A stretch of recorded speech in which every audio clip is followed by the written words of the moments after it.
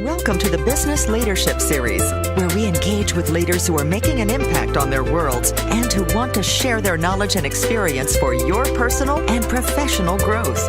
The following interview is designed to inspire you to become the best leader you can be. Your host, Derek Champagne, is the founder and CEO of The Artist Evolution, a full-service agency building successful brands, marketing tools, and campaigns, and also the author of the best-selling book, Don't Buy a Duck. And now, let's begin today's Leadership Series interview. Welcome to the Business Leadership Series, where our goal is to inspire you to become the best leader that you can be. Our guest today, Dr. Michael Hudson. He is a speaker, writer, coach, ideapreneur who works with all kinds of businesses out there, speakers, coaches, consultants, entrepreneurs, small business owners, and leaders of cause-focused organizations who are seeking to get clear on their message and to communicate it to create their impact on the world. Michael, welcome to our program today. Derek, thank you so much. I appreciate that introduction, and I'm delighted to have a chance to share some time with you today and your audience. Hey, I should also mention that you are the author of Public Speaker Secrets, 52 Proven Ways to Increase Your Impact Every Time You Speak. I'm holding that in my hand right now. Awesome book, man. Thank you. I'm honored by that, Derek, and even happier you're holding a copy. Yes, sir. I think the best value in that book, honestly, for your listeners and people like you, and hopefully that's why I wrote it, is it's bite-sized. You can consume little bits and pieces. It was originally designed in my mind was a 52-week video series. So it doesn't take long to read the bits and pieces that can give you some value. So hopefully you'll find that as you're going through it. Yeah, this is great. And we'll talk about it more a little bit. But when you scroll, you can scroll through this book and land on a page, and it's easy to read. It catches your attention. Here, Speaker's Secret number 36, a caution about microphones. Scrolling through again, some technology realities. Yeah, I mean, this is a great managing your notes, just some great handy tips in here, using humor effectively. Any of us, and those of us and most of us listening, are in some way or another are speaking at some point, right, at some level. So this is great, and I'll tell you, I'm always looking for an edge when I'm speaking. I talk too fast. There's so many things that I need to improve on, and I'm always looking for a way. So any of you out there who are just looking to be more effective and to make a better impact, we'll plug this book at the end, but you definitely want to pick up a copy of this. This should be on your bookshelf. You should read it first, and then you should keep it handy and share it. So Thank you very much for saying that, Derek. I appreciate you bet. Hey, you've got an interesting story, so I've got to ask you. I'll tell you. I mean, I've read your bio, I've gone through, but you shared additional information with me, and I got to know, how did you go from being, and let's start here. How did you go from being petrified to speak when you were in public when you were young, you were a kid? Here you are writing books now, and you've delivered over 8,000 speeches and presentations, spoken in most of the states, spoken in several countries, so you're an internationally speaking, 3,000 businesses, government agencies. Tell me that transformation. Tell me about that point you were at early on, and then that's just huge to me. That's an impressive story. Well, thank you, and it's been a journey, Derek. I'm sure. The real backstory, and there's some shorthand stuff I'm going to throw out here, some of which is a little difficult to process, because some people may have experienced some similar things, and I'm not trying to gloss over the importance of those things. But to give you the sort of thumbnail sketch of the process, I was the kid in elementary school who could not sit still. I'm a verbal processor. Some of your listeners may be, you may be. Right. That means I understand the world by talking through it. Mm-hmm. Now, when you're a verbal processor and you also have, and I guarantee you, I went to elementary school in the 60s, Derek. They didn't know what Ritalin was then. Had they known, I guarantee I would have had some. They just called them problem children back then. Yeah, right? Well, and it was as though they were always telling you to shut up. Right. Now, they didn't use the word shut up, but that was the thing. And, you're sitting there and your whole way of understanding the world is to talk through things, and you're constantly being told, basically, stop trying to understand the world because you need to be quiet. And so that put me inside myself. I get to report cards, nice grades, but there was that little paragraph that they used to write when you were in elementary school. And that paragraph always said, Michael's a really bright kid and wonderful if he would just shut up. Again, I didn't say shut up, but that's what I read. Sure. Now, so I start to go inside myself, and I'm at the point, Derek, where when show and tell day comes and the teacher says, tomorrow's show and tell, don't forget to bring something, you're going to stand up and tell your friends about it, I'd get up the next morning and do my best to convince my mom I was sick. it got worse as I moved forward. And then, unfortunately, when I was in my, 8, 9, 10 time frame, I was sexually molested for a period of time by someone who told me that if I ever told anyone, they'd kill me. Now, you want to talk about something that closes your mouth. Right. And the thing that got me through that is I discovered right around that time the power of story. And that happened, Derek, when we had a speaker come in and, as the kid who was always acting up, a public seminar, where a guy's going to speak to everybody in the school. That's exciting as heck, right? I'm making paper airplanes all morning. I'm stoked. I get to tap people on the shoulder and make them look the other way because they don't know where I really am. Well, this guy gets up and he walks up there. He's wearing jeans and a T-shirt. And he proceeds to start telling the story of how he started smoking marijuana. And then he started dabbling in other drugs, and he ultimately became a heroin addict. And he's telling in this vivid, colorful manner, the pain and the agony of recovery, the how much it hurt him when he would find himself stealing stuff just so he could feed his habit. And all of a sudden, Derek, for the first time in my life, I was riveted.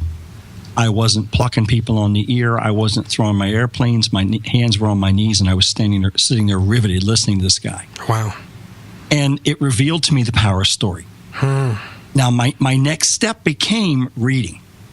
Because if you're uncomfortable talking, you got people threatening to kill you because of what they're doing to you. Yeah. That you're not, and I never did tell anyone. I do now. Yeah. And I lived in the country. And we had this thing, and those of you who have lived in rural America in the 60s might remember, because they had these things that they called the bookmobiles. And they were Winnebagos converted into libraries to drive around and provide book access to people who didn't live in towns. So I began, every time that bookmobile would come every 2 weeks, I'd go down, Derek, and I would get 10 to 20 books, as many as they'd let me have. In fact, my mother had to build a relationship with the woman who ran the thing, because I always wanted twice as many as they'd let me have. And I did a lot of reading. So fast forward a little bit, I'm in my teens. I know I need to learn to speak. I'm active in 4-H. I'm getting a lot out of it. And they have a public speaking contest. And Derek, I wanted to be there, okay? Yeah. I wanted to walk up on that stage. For 5 consecutive years, I registered to be in the contest, and I never showed up. And it continued, and then some other things happened. The day I finally got past it was when I was in graduate school. And I was a teaching assistant. That's what was paying my way. And I was getting ready to walk into my first class ever, an auditorium of 250 seats filled with students who, as freshmen, were just dying to learn about economics from this graduate student. Riveting topic for them. So as I walked out of my office and walked to the building, there were 3 different buildings between my building and the building where this classroom was. And if you and your audience will forgive me because it's a little gross, but I stopped and threw up at the men's room in each of those 3 buildings. Wow. Because I was that nervous, and and I don't know if you believe in divine intervention or not, Derek, but I do. And this was a moment of that. When I went in the last building where the room was, made a last trip to the restroom, all of a sudden, when I walked out of the restroom, I saw that man in front of that classroom when I was 8 years old. Wow. And I remembered the power of story. And I said, you know what? If I tell him a story and then teach him something, this is going to be easy. Yeah. And so I did. I walked in the room and I said, okay, I'm remembering the story of when I first learned what I'm about to teach. And I told him that story about why it didn't make sense to me, why I thought it was stupid, but how I learned to understand it, and then they learned. and at that moment, all the anxiety disappeared. Because it was also at that moment that I think I realized when you know what you're talking about, there's no reason to be nervous because you are the only one who knows what's supposed to come out of your mouth. Yeah, no kidding. And you know what? I've got several more questions for you, and I want you to keep going. But first of all, what a profound story. A couple things. One is, thank you so much. Just thanks for sharing it. I know it's a personal and vulnerable and a tough story to share that you've shared often now, but that's still tough. And I feel like when we peel back some of those Band-Aids and those layers, it can have such a profound impact on others' lives. So I'm really touched that you're opening up like that. I really do appreciate it. I know our listeners do too. It's my pleasure. Thanks for the opportunity. And it's your story, and it's part of it, good and bad. But the next thing I'm caught by is, and I want our listeners to take note of this, those that have, and I dealt with being shy, or painfully shy as a kid too. And people meet meet you now, they meet me, they wouldn't believe that. You're out hosting podcasts, you're speaking, you're doing things. They're going, no, you weren't. And but there's things you overcame that were big in your life. But there's a couple times when you gave up or you hid and you didn't do it. And so for those that the first time or the second time or the third time, like when you signed up for 4-H and didn't show. So I want those that are dealing with that right now, and maybe you feel like you're in a pattern of defeat or that this thing has got you beat. It doesn't. Look at Michael's story and what he's sharing. It took a few times. It took several times, and he physically was sick from it. But anyway, that's just such a profound thing that you kept going. Tell me, keep the progression going for me. So you got through that time, and that was a big transformation. Was it all smooth sailing from there? Or tell me how did you keep progressing to where you are? Of course, Derek. The next time I spoke, they gave me an award. I'm sure. But was it a continual progression for you from there? That was a positive? Yeah. Absolutely. And I don't want to mislead in the story. That wasn't the most polished day on the stage. Right. But it was the day when I said, now I know why I've always wanted to be here. And now I know that I can be here. Yeah. And it was the comfort level, and I'm not going to say nerves didn't come back from time to time. And the other reality and the beauty of having spent time in the academic world and the career is that you get to speak a lot. Right. And Derek, you get to speak to people who don't necessarily want to listen to you. Right. So, I'm not going to say you either get good or you go home, but you're going to have to get better. Right. So, I've had people say, 8,000 presentations, how do you do that? Well, Derek, when I was on the faculty at the University of Illinois, 2 semesters a year, I taught between 5 and 7 different classes a semester. And that's 5 or 7 classes, each of which met 2 to 3 times a week for 16 weeks. And they weren't the same subject. Right. So you develop some things pretty quickly there. And, you mentioned your listeners who may have this. I found there are a number of things that get in people's way, right? There are the people who have experienced what I call the bad event or the bad experience. Okay. The time when you walked up to the front of the room, you tried to speak and nothing came out. There are people who have had something like in my life where they had a traumatic event that somehow got them off track and devalued them. I had another element going on in that whole process that impacted me, which was I was adopted. And while I had no problem being adopted and was blessed with amazing parents and always I was, there was always that little thing in the back of the head that I think pushes the "Are you good enough?" button. Right. And those doubts are there. So there's the people who have had experiences like that, just there are things in their background that have made them question themselves. And that there's that inner critic. There's that person says you'll never be good enough, or you won't be as good as that person.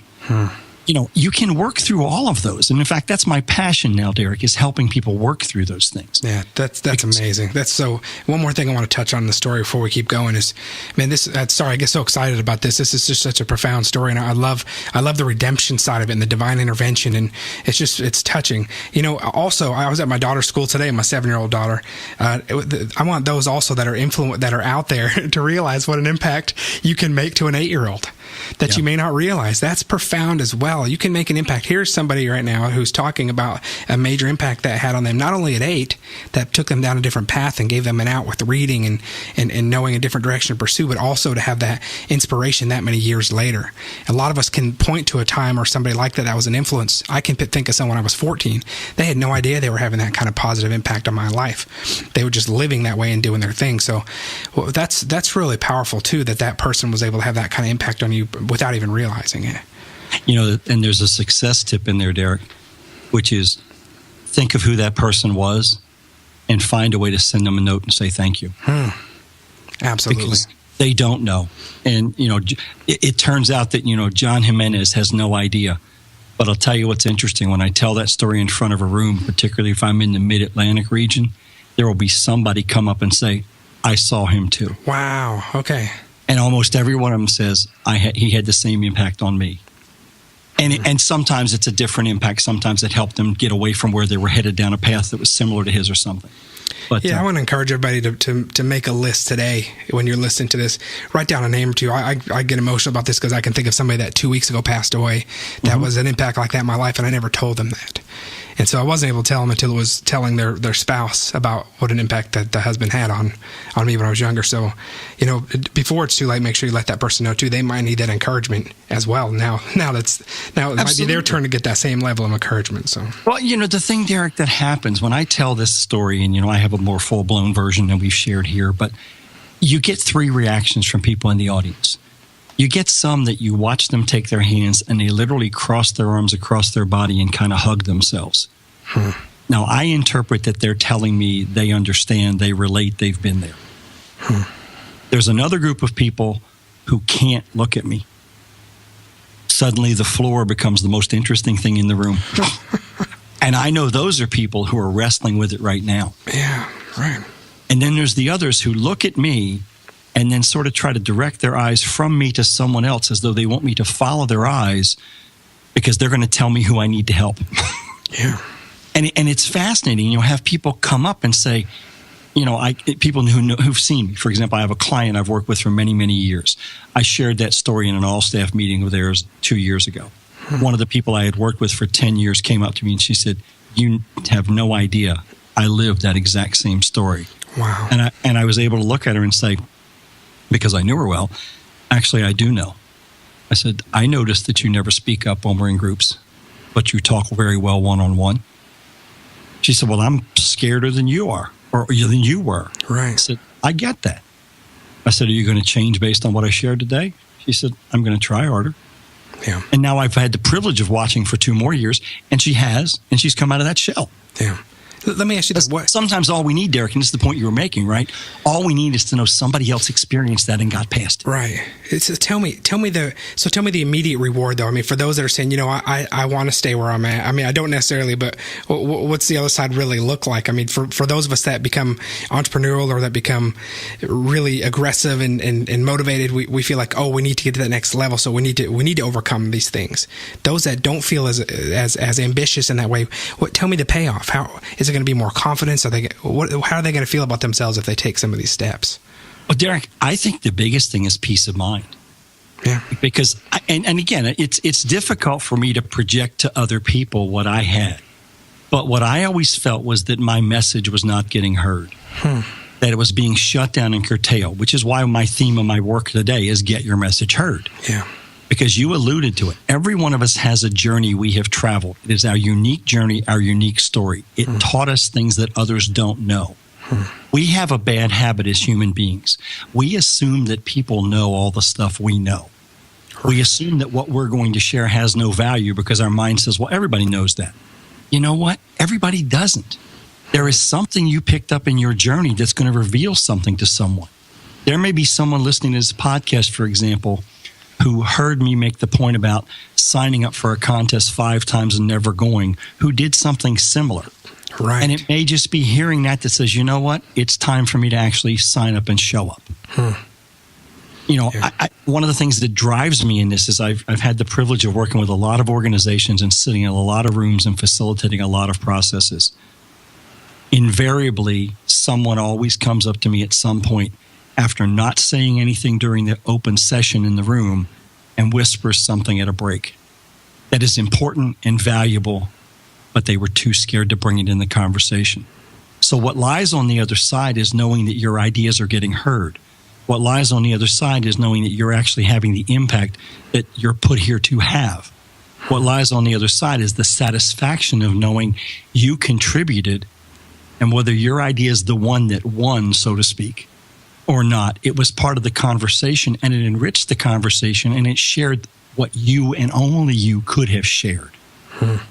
That's got to be rewarding. That's powerful. Is that what you mean when you talk about removing the mask and revealing your authentic self? Absolutely. That's really powerful. Thanks. Derek, I had a blessed career. I really did. But I was always wearing a mask and a suit because I was never myself. The story I'm telling you today, I only started being willing to tell in public about 3 years ago. That's amazing. Well, I'm glad you did. And again, you had to talk more. You've been a tenured professor at Big Ten and Ivy League schools. And again, with all the speeches and the coaching that you've done, yes, you've had a very successful, blessed career. Tell me a little bit about your present business. I'd love to talk about that. You've kind of shared a little bit about how you help people grow. But just give me more detail about what that looks like. Yeah. Well, Derek, I appreciate the opportunity. And, my business it's a passion-based business. It's a business I got into because I want to help people grow their expertise-based business, because I know the value and the reward that has come to me from doing that. So, we're talking about speakers, coaches, consultants, people who create content. Now, the stuff also, as you mentioned in the introduction, works for entrepreneurs and executives and leaders of cause-based organizations. Right. Because in every case, there are pitfalls, there are obstacles, and there's a learning curve to getting where you want to go. Now, my most intentional focus right now is on helping people build sustainable six-figure plus businesses that leverage that personal journey, that unique experience, that distinctive insight they have to create impact. Wow. And so, I teach them primarily, it's around messaging. Every one of us has to be able to communicate what we do in order to grow our business. Right. And, we all miss the fundamental question. Because the fundamental question is this very simple question. What problem do you solve for the people you serve? And I spend a lot of time asking people that question, listening to their responses, and helping them make over their message so that when they say it the next time, it gets the people who they are best suited to serve to raise their hands, and it repels the people that they're not suited to serve. Right. Yeah. Because the good thing about books is I read yours, and I don't want these people to buy a duck. well, I appreciate you for reading. Thanks for reading it. I appreciate that. It was good, man. Excellent. Thank you. I love hearing about messaging. I love the way you're sharing that. It is so important. I do talk about that in my book some, but I love the way you're framing it.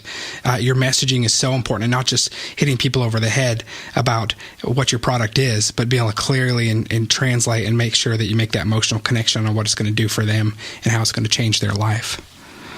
Well, for example, I had a landscape contractor I was talking with last week, and he's falling into the standard thing. He's getting ready to do some radio shows. He's paid, he's been sold the advertising for these, what do they call them? Live location visits that the radio station does. Yes, the remotes, yes. Yeah, live remote, that's the word. So this live remote station locally that we have every Friday, they're at a certain restaurant, and they sell a lot of time to people to come in and talk about their business. And he's asking me, what should I tell him? I said, well, what are you going to tell him?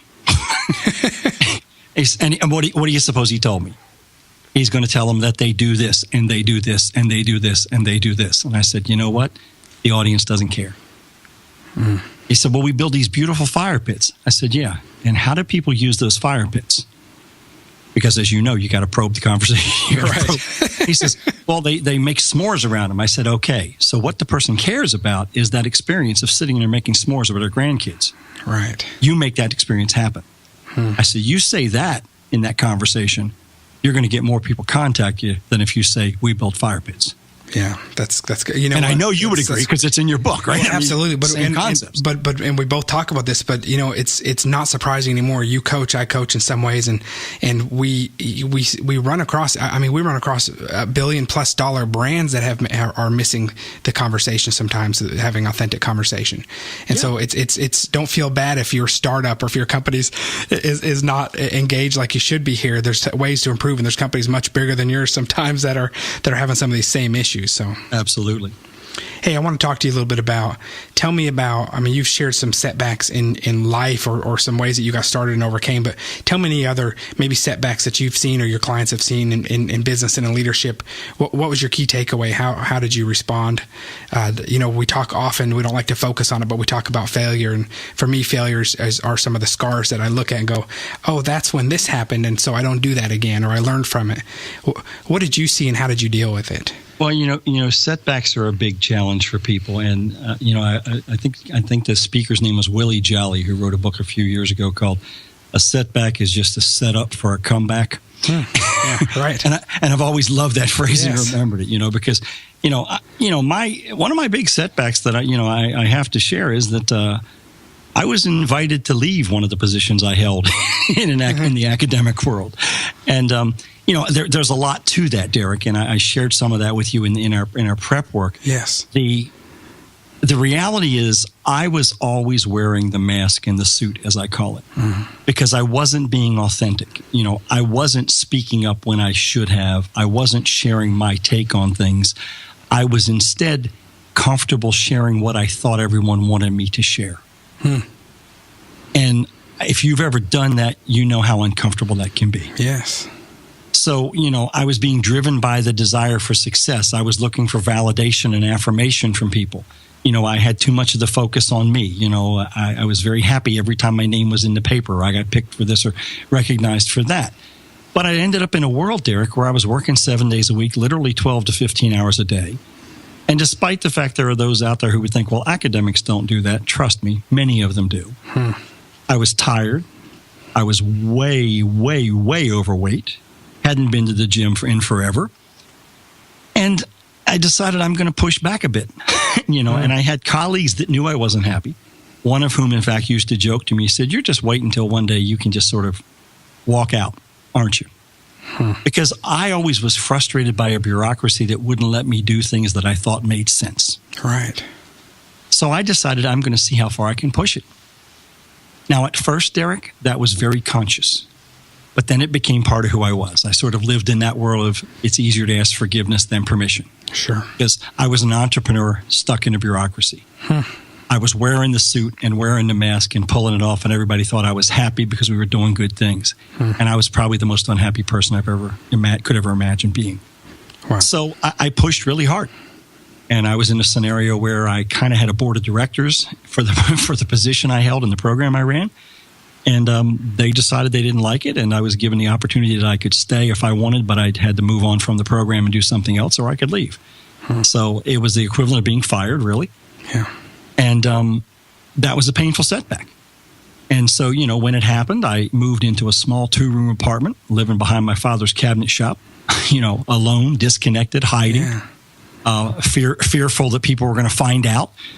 Embarrassed by the fact that people are going to discover this was all the mask and the suit. The guy's really nothing. Yeah. But here's the lesson that came from that, okay? I'm happy I did that.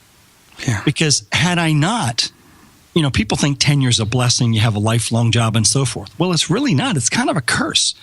Because if you get locked into it, nothing is sadder to me than the person who says, well, I only got 3 more years to put in, then I get to retire. My gosh, that must be a horrible existence.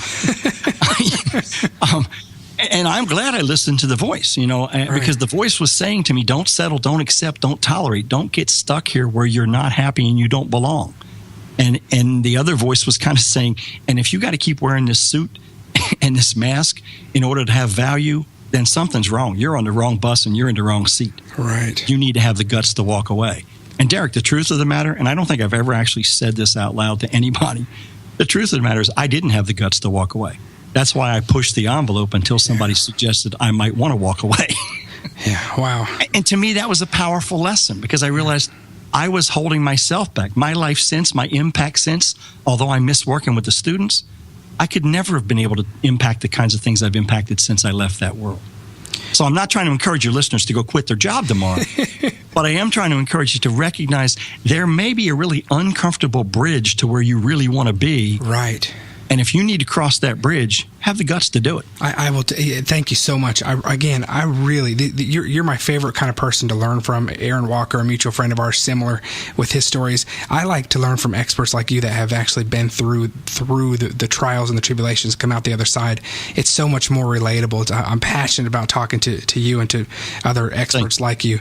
Again, I can't stress enough how amazing it is to have you be open about where you were at, and that's my favorite thing about doing the show is getting to learn from you.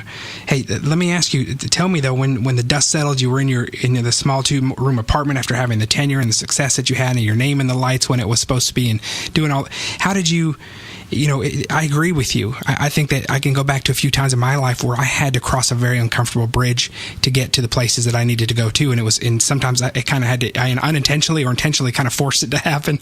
Yes. You start to learn and see that, and it becomes more that you become, I phrase it as being comfortable in the uncomfortable. Yes. Because you've seen it enough times. And so that's a great time when you can start mentoring others and helping them walk through those kind of bridges like you do. But take me for a minute. We won't harp on it, but there might be some listening that are in that spot. The dust settled and they're at their, for lack of a better term, rock bottom in where they're at, and they're looking up and going, well, I'm glad I did that, but now what?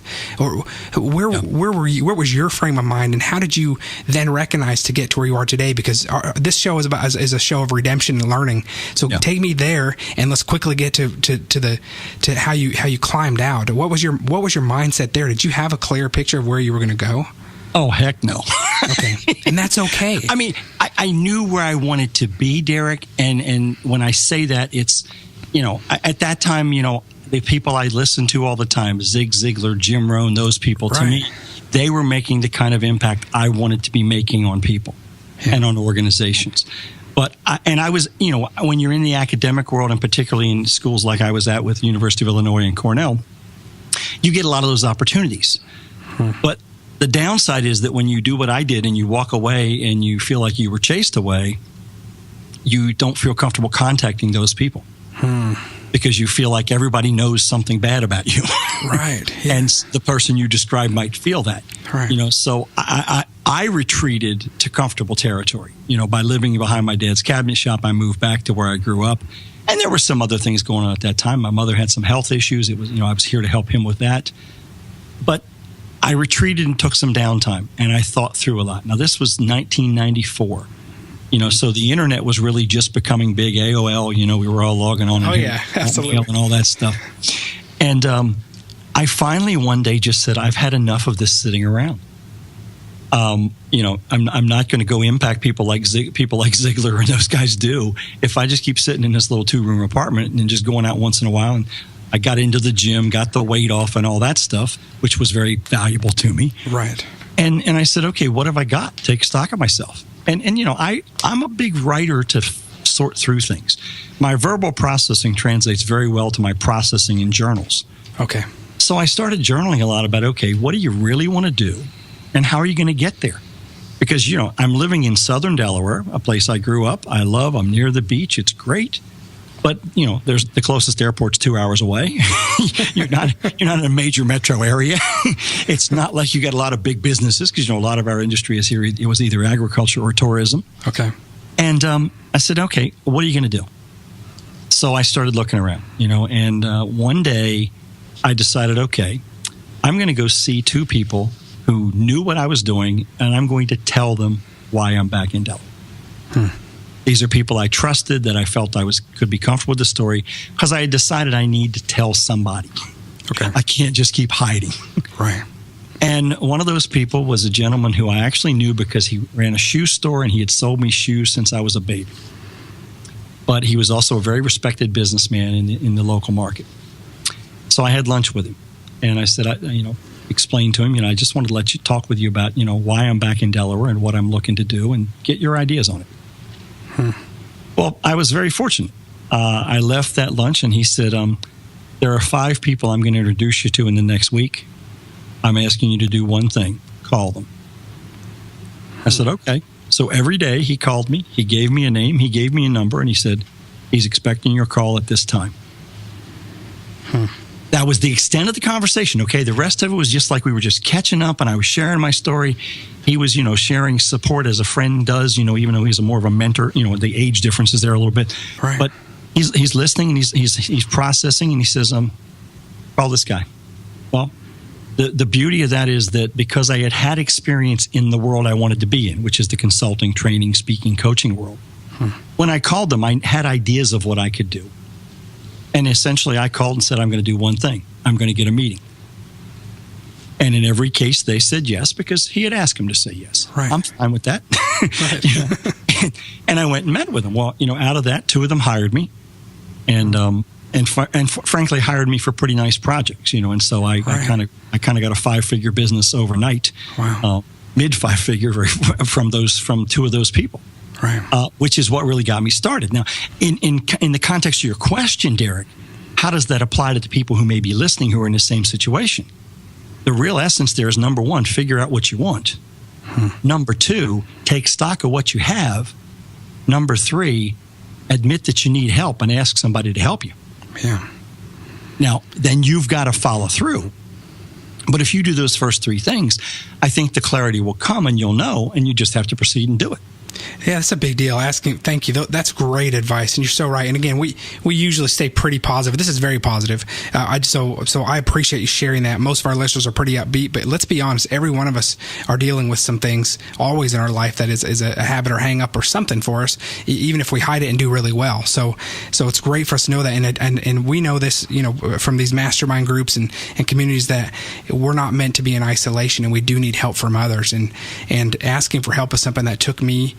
I'm just getting comfortable with doing that over the last couple of years. I really thought I had to do it on an island for many, many years. And that's not to take away from all the people that were mentors and helped me. But, the asking for help is hard for some of us, the way we're wired and our pride. And good for you for finally figuring out to do it. You know what I realized? I was the same way. I realized there was some world-class, capable, amazing, world-class people who were available. Yeah. And when they see the authenticity and the desire and where you want to go, they're willing to invest. And you, I've been not surprised anymore. And then it's our responsibility to then return that as we grow. But people, you really don't be afraid to ask, especially if it's coming from the right place. And you might get a few no's, but don't be afraid of rejection. But if you come from the right place and you follow his steps, and then the asking is the tough part. Actually, being honest with yourself is tough as well, isn't it? And even honest in identifying what it is you want. So, the steps you shared are really powerful. I love that. Thank you so much. Well, Derek, if I have been fortunate to learn anything in my life, it is this.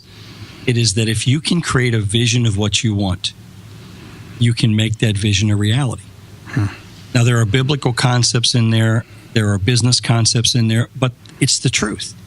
Because when you can paint the vision and you can communicate it first into your own brain, and then into the minds of other people who you need to help you, you can make that vision a reality.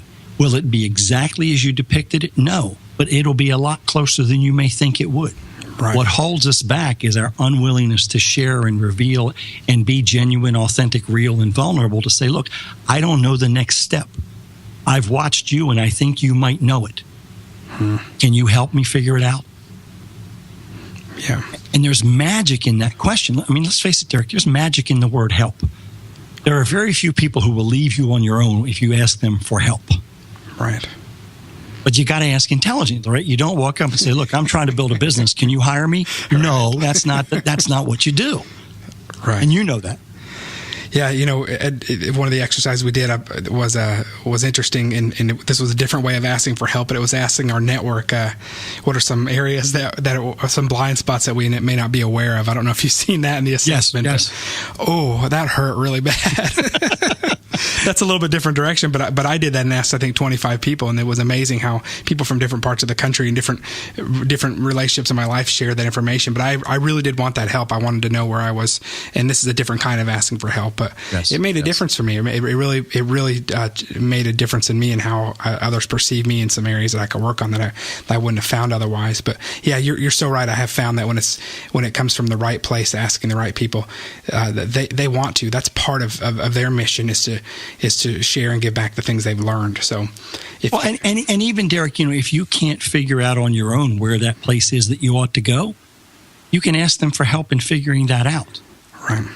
Most people love to brainstorm about things like that and what's possible. Mm-hmm. And if you don't have people in your life that do that, find some. Right. Call me, call you. There are people there that will do that. Right. Absolutely. Hey, a couple more questions for you, and I really do appreciate and want to value your time today. Tell me, I'd like to ask every guest this because it means something different for everybody, but what does success look like for you, and how do you measure it? Derek, I used to make what I now call the big mistake, which was tracking success primarily by dollars in the bank or by, dollars of revenue flowing in per year. And I used to let my personal value be tied to that. If I didn't get a raise this year and make more than I did last year when I was employed, that was a problem. If my revenues, my business didn't grow higher this year than they were last year, that was a problem. But it doesn't make you happy. Right. What makes you happy is, when you're using your talents to their best use and you're fulfilling your purpose on earth. So for me, that's about impacting others and helping them achieve more. Because, the thing I miss from the academic world is watching the students who would come in and transform in that 4-year time period that I would have the privilege of working with them. Well, now I do the same thing with individuals in their business. And I watch them progress through the process where they get from one place to the next, to the next, to the next. And to me, Derek, there is nothing that reflects success more to me than knowing that here's a person who I helped overcome obstacles, who I helped avoid pitfalls, who I helped shorten that learning curve to getting where they wanted to be. It almost feels parental, but when you see someone you helped succeed, to me, that's the ultimate success. That's awesome. Man, Michael, thank you so much. I want to be able to go back to your book again and then give some plugs about how we can, how our listeners can contact you. We've got michaelhudson.com. Is that a good resource for our listeners to go and learn more about what you do? Absolutely. Excellent. And then I want to also, how about, where do we find your book, Public Speaker Secrets? I believe I purchased that on Amazon. Yes, the book is available at Amazon either in Kindle or print form. And I'd be honored if anyone decided to purchase it, if they'd leave a review after they read it, because as we all know, that helps us. And I always want to know what people thought of it and whether it helped them. The other thing you can do, Derek, and send your listeners to is just michaelhudson.com/leadership. That's a special link set up for your listeners. Oh, thank you. And there's 3 options there of things they can get that might be helpful to them. One is an abbreviated version of the book we just discussed. It's called 52 Speaker Secrets. And it is basically a 2 to 3 sentence synopsis of each of the 52 secrets that are in the book. The second thing that's there, Derek, that might help some of your folks is, if you don't speak a lot, sometimes when the time comes that you need to speak, you don't really know where to start in preparing. Right. And most people, unfortunately, start in preparing by opening up PowerPoint, which is not the place you should start. So I have a thing called a speech planning template, which your folks could download a free copy of if they want. Excellent. Which really just guides you through a 15-step process of really making creation of a speech more effective and focusing your attention. And for folks like you and me that recognize how important it is to be calling people to take action, that template is designed to guide you down that path. Yeah, that's great. And the final thing that's available there is, I do these message makeover calls for people. And, you can sign up through there. You can click the link. It'll take you to the process to sign up. And what I find is that a lot of times we are so close to our message, we can't see what is most obvious and that we're missing. So, It's amazing sometimes in a 15 to 30 minute call how far we can get and how fast in just tweaking one little thing here or there, or sometimes it's a big thing that takes your message to a whole new level. So that's another option they've got on that page. So it's at michaelhudson.com/leadership, and I'm sure you'll put that in the show notes. Absolutely. michaelhudson.com/leadership. He's got these 3 amazing offers to choose from. We'll make sure we put that out and tweet it out and LinkedIn it out. And again, I want to recommend, let me share with you what Ray Edwards, author of How to Write Copy That Sells, that great book. Michael Hudson is a difference maker. He is a wise counselor who speaks vision into other people. He helps you articulate your own vision, and he helps you communicate that vision with power, purpose, and passion. Who doesn't want that in their life, in their business? That's powerful. Michael, I am honored that Ray shared that, and I appreciate you sharing it. That's so great. Hey, listen, thanks again. Really, again, value your time. Hey, I want to encourage to look him up on Facebook as well, Dr. Michael Hudson. I follow him there, and I enjoy seeing his videos. And again, you would never know this was a guy that was shy in his past. He's a rock star with Facebook, a Facebook Live, and he's got a whole video series that he puts out, regular content. It's of great value. It's easily digestible and short, great messages. So follow that as well, so you can stay in touch with what he's doing. He's a valuable content machine coming out right now. So it's great to follow him if you want little nuggets of value to get through your week. So Michael, thanks again. You've been an awesome guest. I look forward to keeping an eye on what you're doing and all the amazing things that are happening in your life. It has been my privilege, Derek, and thank you so much for those kind words there at the end and the opportunity to speak to your audience and share some ideas with them I hope can help them. Take care, buddy. You've been listening to the Business Leadership Series, where we engage with leaders who are making an impact on their worlds and who want to share their knowledge and experience for your personal and professional growth. This interview was designed to inspire you to become the best leader you can be.